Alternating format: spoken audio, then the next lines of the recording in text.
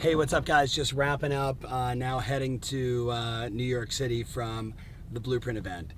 So it was a powerful 3 days. We started with, the 8 rules to become undisruptible. We went through about 26 different marketing strategies to be more listing dominant. Then we did a 20-year visualization so we can create a little more certainty and not have these erratic, like a deal fell apart and it means something, and it always does, I know. But when you have a 20-year vision, a 10-year vision, a future you're living into, you can then begin to design how you want your business and life to be, which was all of day 2, right? Both setting personal goals, looking back 5 years, looking now and looking into the future 5 years, and all the equities of your life.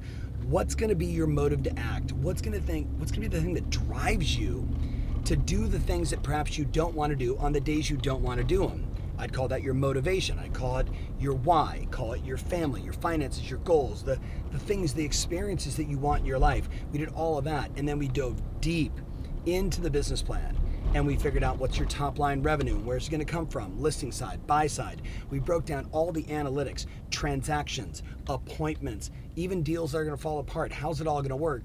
All the way back down to what is your daily responsibility for contacts? How many conversations you have to have every single day?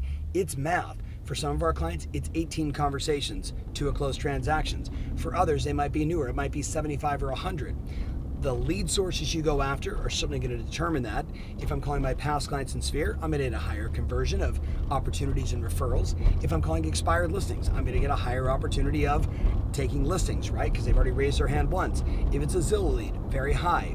If it's a brand new geographic farm, it's going to take time. So we're breaking down analytically all the different lead pillars and making sure that everybody inside that room has a plan. They know on a monthly basis what has to happen from a marketing standpoint, a transaction standpoint, down to the first couple hours of every day, the conversation standpoint.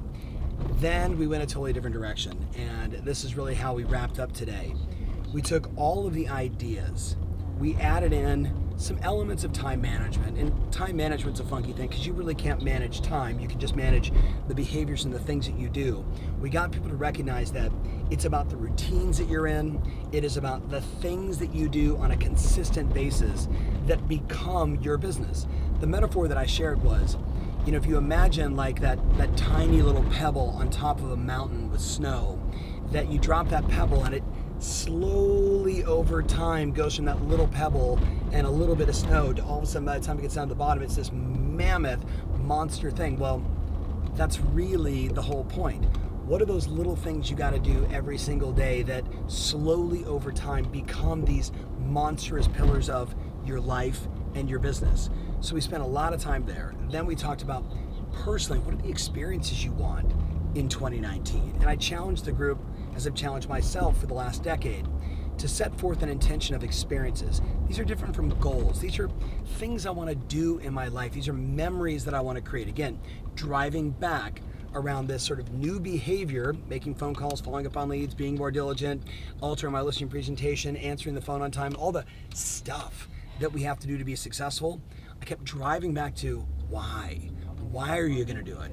Then we finished with a panel of 3 insanely great agents, Alicia and Ken and Phil Gertz. And these were, 3 brand new agents, basically 3 years or less in the business. Phil, a year and 9 months, will do 75 transactions. He did 36 his first year. He was Long & Foster's #1 agent as a brand new agent. Last year, crushed it. This year, even better. We had Alicia, who's came from sort of this corporate America sales job, and she talks about making the transition, first week in the business, went to Sales Edge, was pushed in by her husband who loves her, and next thing you know, she's taking her old way of selling, pharmaceutical stuff and transitioning into real estate, and then getting on an action plan with her coach to make sure that she was reaching out to every single person in her sphere. And I love the way she said it. I just kept bringing them value. The more value I brought, the more top of mind they stayed. And then with Ken, who 3 years ago, he's like, look, I was a car sales guy and I had moved up into management, went as far as I could go, and I wanted to go into something else, and I went into real estate. And he said, I basically got super lucky. I went in my office and said, do you guys do any of these things? And I've watched YouTube Tom Ferry videos, and they said, no, we don't do any of that stuff. And he said, cool, so I'm going to watch more videos and I'm going to figure it out. And then he hooked up with us very early in his career and basically created some accountability around a brilliant morning routine where he would first call someone that liked him and have a warm-up conversation, a past client, a friend, a buddy. Then he would go after FSBOs and expireds, the hard stuff. Remember, he's building his business. He did the right thing. And then he'd go right into his online leads and follow-up. Then he'd work his past clients in his sphere. And then he'd go to lunch with somebody and connect. And he'd just like text people and say, hey, you want to go to lunch on Tuesday? Bring 2 friends, I'm buying. And he'd meet a couple new people and build his sphere, which is what he's done to build his business. He did 50 transactions, right? He'll do 50 this year. Alicia will do 65. She did 47 last year and had a baby. The point is, these 3 agents were able to demonstrate the tactical things that they do, their schedule every single day, the routines, like I brought up in the very beginning of this for day 3, they're gonna cause people to be successful. So I know this is a long video and I'm sharing a lot of stuff with you, but I just want to be clear with you. The market's making adjustments. The question is, are you?